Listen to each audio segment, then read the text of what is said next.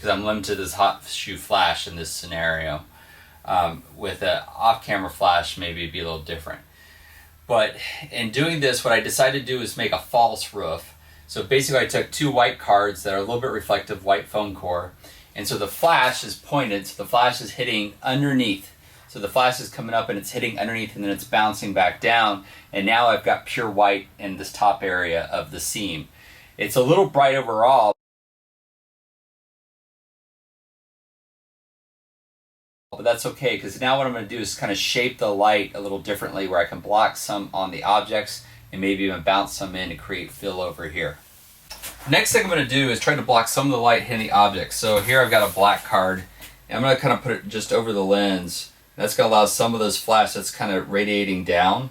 I'm going to go ahead and let it hit everywhere else but directly down. So I'm just going to make sure the card's not in shot, hold it, self timer, and let's let that show up. So now what I can see is I have a lot less light in the foreground. So I might have to kind of tweak the position of this a little bit. I've got all that in there. Now it's a little too dark on the dinosaur, so I may have to figure out a way to get some more fill in there on the dinosaur.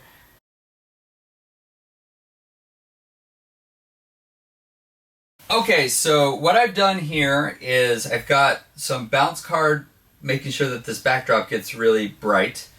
And then the foreground was getting a little dark, especially when I was using any kind of cover.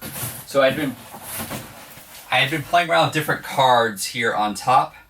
And the only thing is I just wanted a little bit more fill in the front. So the solid card wasn't quite working enough for me. But I've got a nice little bounce coming off here, so it's almost like a V around the camera lens. But I want a little bit of light to come down more in the front. So I was trying to think, how could I, with this one flash, light the background and then light this separately, and then it hit me. I just need some kind of like paper or something that's kind of translucent. So I need to be able to let the light go through it. So I'm going to try different thicknesses of paper.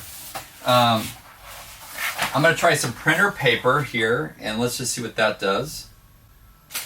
So it's probably not strong enough with just the printer paper. So let's try 2 sheets of white paper, and I'm going to kind of hold it probably more from that side, just so I'm not blocking the light. Okay, after a little trial and error, I took 2 pieces of printer paper and I cut out the inside of this 11 by 14 piece of poster board. And so I have a diffuser in a frame, more or less. And what I found is that to make kind of a second light source that is diffused in the front for fill, is that I have to kind of get this in the right place so that I don't blow anything out. But if I get this in the right place, so I'm just going to handhold this and I tilt it so enough light hits the background. But basically, if I don't see the object, the light that's going to be coming here, so the flash goes through and it's diffused going down there.